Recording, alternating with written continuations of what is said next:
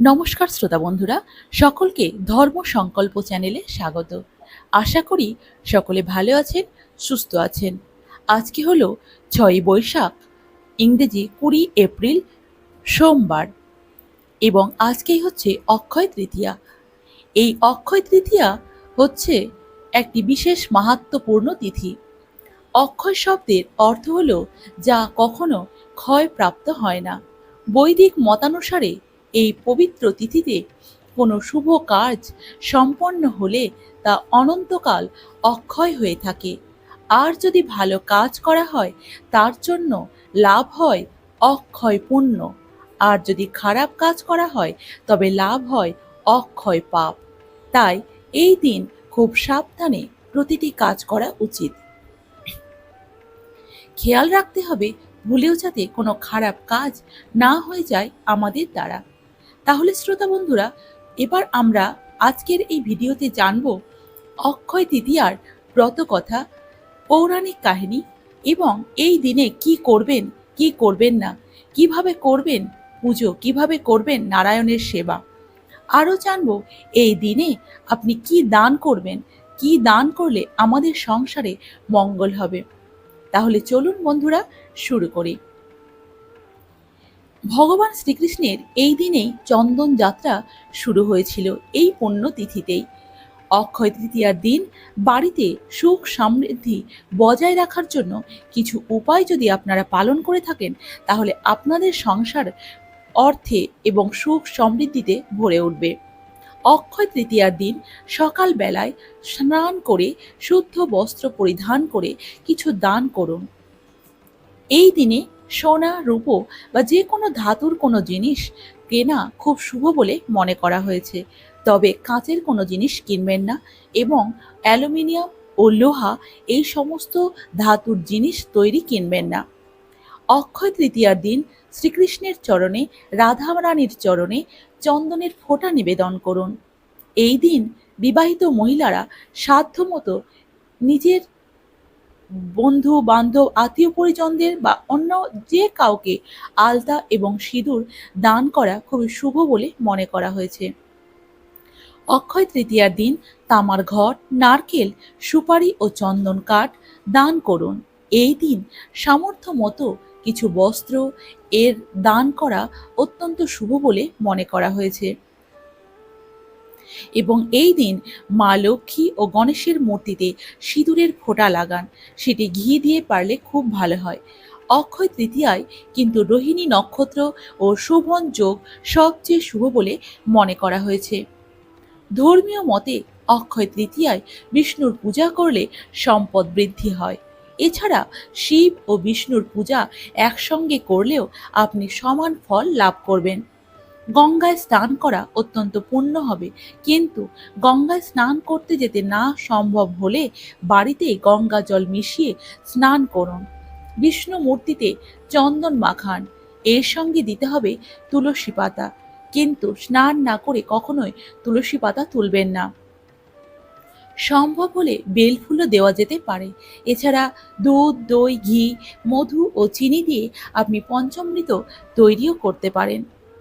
অক্ষয় তৃতীয়ার দিনে কিছু ঘটে গেছিল গুরুত্বপূর্ণ পৌরাণিক ঘটনা। সেই ঘটনাগুলি আমি আজকে আপনাদের সামনে কিছু বলবো।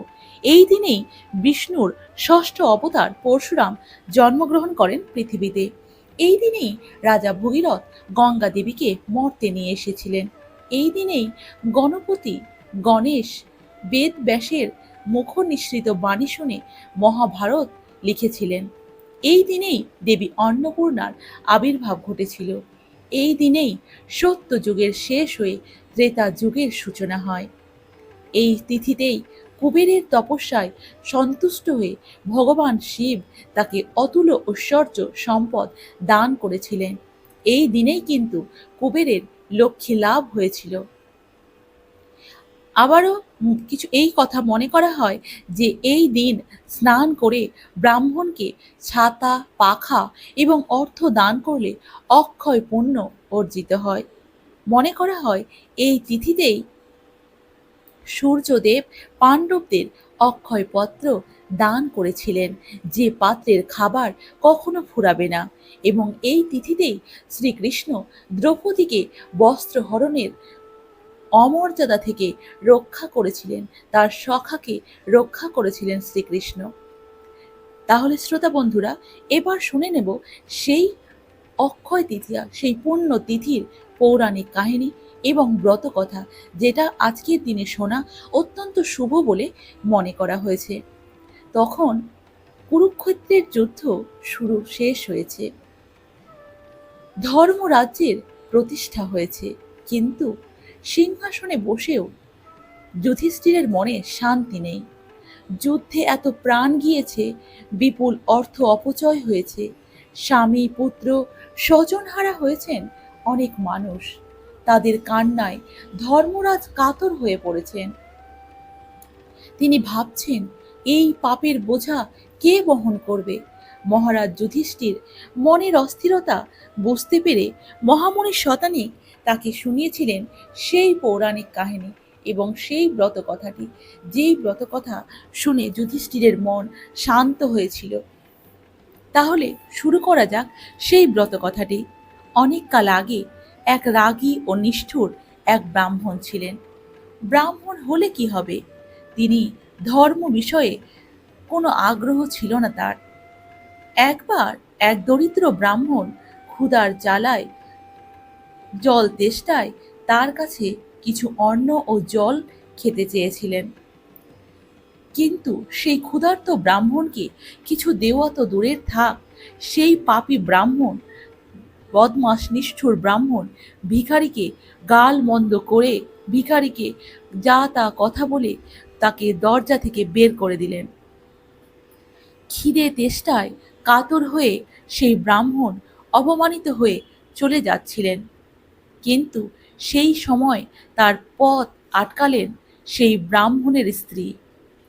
অতিথির কাছে ক্ষমা চেয়ে বললেন, এই ভর দুপুরে আপনি রেগে রুষ্ট হয়ে, অপমানিত হয়ে আমার সংসার থেকে চলে গেলে আমার সংসারে ঘোর অমঙ্গল নেমে আসবে। তাই আপনাকে আমি অনুরোধ করছি, আপনি আমার গৃহে চলুন এবং অন্ন জল গ্রহণ করুন, না হলে আমার সংসার, শান্তির সমৃদ্ধি সব নষ্ট হয়ে যাবে। তখন সেই দরিদ্র ব্রাহ্মণ সেই ব্রাহ্মণের কথা না ফেলতে পেরে তার গৃহে আসে এবং তাকে বলেন যে আপনি এখানে বসুন, আপনি এখানে অন্ন এবং জল গ্রহণ করবেন, আপনার এখান থেকে কোথাও যাওয়ার প্রয়োজন নেই এই ক্ষুধার্ত অবস্থায়। ব্রাহ্মণ পত্নী অতিথি ভিক্ষুকের সামনে ঠান্ডা জল এবং বিভিন্ন ধরনের পদ রান্না করে পরিবেশন করলেন। দুপুরের খাবার খেয়ে ব্রাহ্মণ অত্যন্ত সন্তুষ্ট হয়ে সেই ব্রাহ্মণীকে আশীর্বাদ করে বললেন, মা, তোমার এই অন্ন জল দান হোক অক্ষয় দান। বহু বছর কেটে গেছে, সেই ক্রোধী ব্রাহ্মণ, রুষ্ট ব্রাহ্মণ বৃদ্ধ হয়েছেন, তার মৃত্যু হয়েছে, মৃত্যু এগিয়ে এসেছে, মৃত্যু হবে তার। তাকে নিয়ে যেতে হাজির হয়েছে একই সঙ্গে যমদূতের দল আর বিষ্ণুদূতের দল।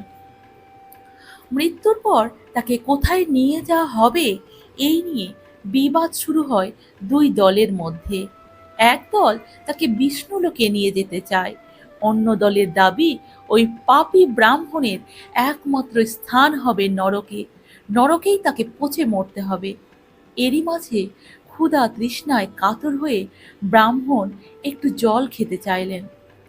তখনই যমদূতেরা ব্রাহ্মণকে সেই অতীতের কথা স্মরণ করিয়ে দিলেন, স্মরণ করিয়ে বললেন, তুমি মনে করে দেখো, সেই তুমি কিনা একটা ক্ষুধার্ত ভিক্ষুক অতিথিকে গাল মন্দ করে তাকে অন্ন জল না দিয়ে তাকে তুমি ঘাড় ধাক্কা দিয়ে তোমার বাড়ি থেকে বের করে দিয়েছিলে। সুতরাং তোমাকে এখন আমরা জল দেব না। তারা ব্রাহ্মণকে নিয়ে যমরাজের কাছে গেলেন, কিন্তু যম তার দূতেদের বললেন, ওর মতো পুণ্যবান পুণ্যাত্মা ব্রাহ্মণকে আমার কাছে আনলে কেন? বৈশাখ মাসের শুক্লা তৃতীয়া তিথিতে এই ব্রাহ্মণের পত্নী তৃষ্ণার্ত ক্ষুধার্ত ভিক্ষুককে অন্ন জল দান করেছে, তার সেবা করেছে এবং তিনি তাকে আশীর্বাদ করেছিলেন ব্রাহ্মণ পত্নীকে যে তার এই দান অক্ষয় হয়ে থাকবে, তার এই দান অক্ষয়। স্ত্রীর পুণ্যে ইনিও তো পুণ্যাত্মা, সেই পুণ্য ফলে ব্রাহ্মণের স্থান হবে স্বর্গে। কাহিনী শেষে শতানিক মুনি যুধিষ্ঠিরকে বললেন, মহারাজ, বৈশাখ মাসের শুক্লা তৃতীয়া তিথিতে ব্রাহ্মণকে অন্ন, বস্ত্র, জল দান করুন। জল দান করলে আপনি জীবনে যা পাপ করেছেন, যা আপনার পাপ বলে মনে হচ্ছে, সেই সমস্ত পাপ থেকে মুক্তি পাওয়া যাবে এবং সেই দানের পুণ্য অক্ষয় লাভ হয়ে থাকবে আপনার। অক্ষয় শব্দের অর্থই হলো যা কখনো ক্ষয়প্রাপ্ত হয় না। এই পবিত্র তিথিতে কোনো শুভ কাজ যদি আপনি সম্পন্ন করে থাকেন, সেটাও কিন্তু অনন্তকাল সময় ধরে অক্ষয় হয়ে থাকবে। তাহলে শ্রোতা বন্ধুরা, এই পৌরাণিক কাহিনী আমরা তো শুনলাম। এবার সেই শতানিক মুনি এই গল্পের শেষে আরও কিছু কথা সেই বললেন যে বিষ্ণুলোকে পৌঁছানোর পরে ভগবান বিষ্ণু সেই ব্রাহ্মণকে বললেন, তার স্ত্রী তো একটি বার অক্ষয় তৃতীয়ার দিনে ব্রাহ্মণকে অন্ন জল দান করেছেন, কিন্তু সেই দান বা অক্ষয় ব্রত পরপর 8 বার করতে হবে, তবেই অক্ষয় পুণ্য লাভ সম্ভব হবে।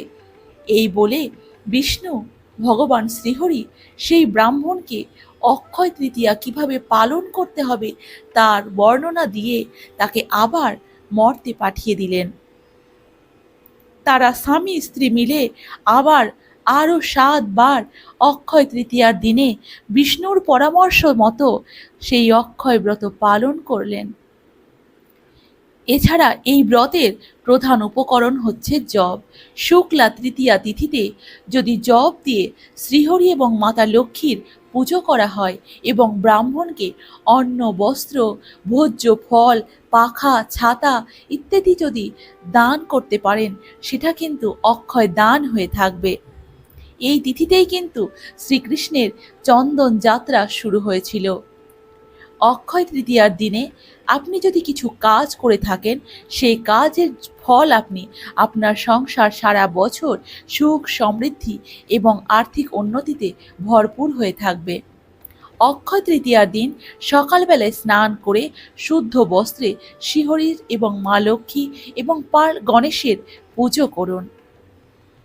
এই দিন সোনা, রূপা যে কোনো ধাতু আপনি ক্রয় করতে পারেন এবং এই দিনেই কিন্তু আপনার কোনো বস্ত্র, ছাতা আপনি দান করতে পারেন। তাহলে শ্রোতা বন্ধুরা, ভিডিওটি যদি ভালো লেগে থাকে তাহলে চ্যানেলটিকে সাবস্ক্রাইব করবেন এবং কমেন্টে জয় শ্রীহরির জয়, জয় মা লক্ষ্মীর জয় এবং জয় বিঘ্নহর্তা গণেশের জয় লিখতে ভুলবেন না। আবার দেখা হবে নতুন কোনো এক ভিডিওতে।